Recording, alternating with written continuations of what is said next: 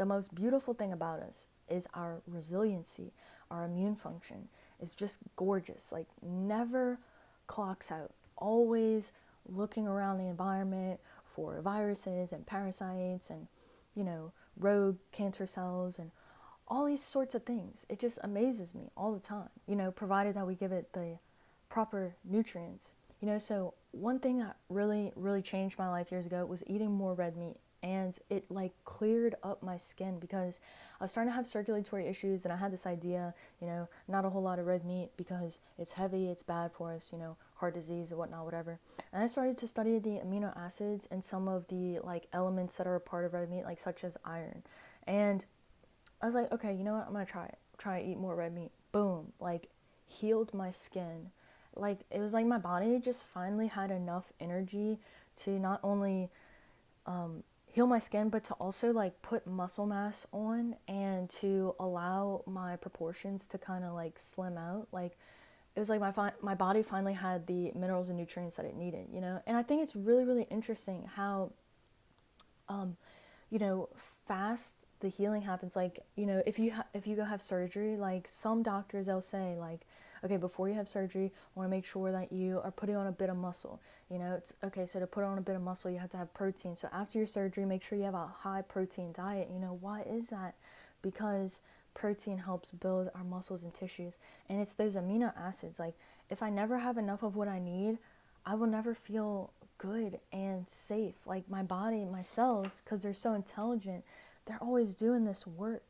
And we greatly underestimate the amount of nutrients that we need in our diet. And so that's why we could look at and see, like, I started from this because I was experiencing depression and anxiety, and then I come in to study the amino acids and how nutrition affects that. And then you look out into the world and you're like, are most people just really experiencing malnourishment or undernourishment? Like, how helpful would it be if we picked up our protein intake? And not only that, I think like what I'm going through right now is, those seed oils that we have in our diet, not good. Like literally discovered for engine lubrication, what they do is they compromise our cell function. They are fatty acids, but they're very unstable. So the more of them that we have in our diet, the more it compromises our cell membrane. It literally creates a tiny combustion sites, creating oxygen free radicals and putting stress on the system that we don't need. So right now I feel like I'm trying to cleanse my system of a lot of seed oils that I was consuming, because I worked at this restaurant and God, they had these like tempura fried chicken tenders, and they were just so good. It was like I couldn't stay away from them because it was so easy. It was just right there. And that's what they say about like breaking addictions and breaking habits. It's like it's when it's right in front of you, right next to you, it's so easy. So how do you change the environment? Well, I don't work there anymore, so I'm not involved with those seed oils as heavily, but they stay in the body. Those polyunsaturated fats, they say they stay in the body. They could stay for up to months or years, just depending on like how long, we've been consuming them. And they always say this, they always say like when you start a healing journey, it's sometimes for people like you listen to the carnivore diet stories or no carb life, sometimes things happen for people like that. But if you've been in this trauma,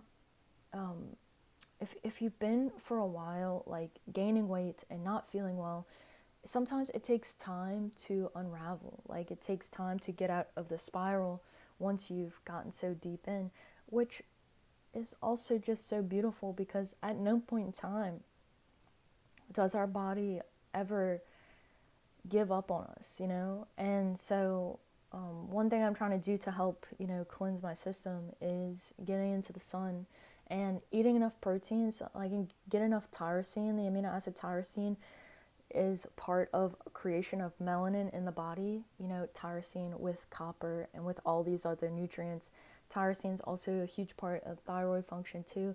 So just trying to get enough protein in, rest in, to get in the sun, be in the sun, use the energy of the sun, because the sun is so healing. There was like this doctor who got in trouble for helping people heal lupus and other wounds on the skin, and they allegedly like used to have sunbathing areas in hospitals. They'd put people on the roof and just let them like bathe in the sun because the sun is so healing. And I think that's so interesting because then we went through this time period of like, don't be in the sun, put on your sunscreen. And it's like we've gotten so detached.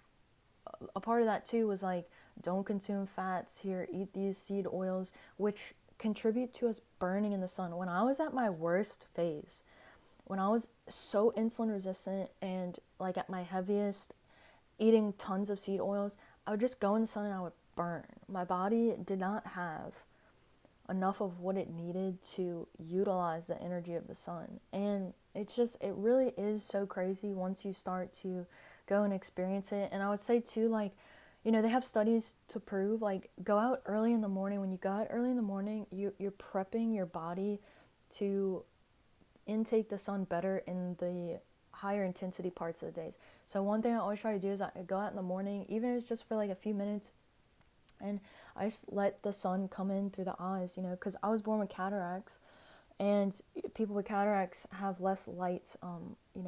It's a block in my pupil, and the pupil is where the light comes in, signals to the brain, and then signals down to all the other organs that I'm awake now. I want to do wakeful hormones. I want to be insulin sensitive and pick up all these sugars and do the things that the cell does. The cell has different jobs. When the sun is out, cells doing different stuff than when it's at night. When our melatonin's up at night because we've eaten enough tryptophan, broken down into serotonin, into melatonin, and all these processes, like all the food, like the food is part of the light, so we can't separate those two things. Like if I start to stay up late, I'm eating all this protein at night, the circadian rhythm, like we're meant to be, we're called diurnal creatures, so we're meant to experience this light in this day, on and off, yin and yang, masculine, feminine, anabolic, catabolic sides of the metabolism. So beautiful and gorgeous. There's also like this huge metabolic regulator, which I haven't talked too much about it on here because it's kind of like deep down in there, but it's called mTOR. mTOR, mammalian target of rapamycin, and it has a huge part and function with insulin, and it is basically like this on and off switch, and it has to deviate, it has to flip on and off, because if it's on, that's signaling to growth factors to grow, and we don't want things to be growing all the time. We have to shut it off, and that is part of our going into the sun, creating melatonin during the day, and then resting at night. So it's so beautiful. We are so gorgeous. Anyway, I'm going to leave this here. I hope that you have a beautiful day and that you learn so many different things. And I wish you the best of luck. I'll catch you later.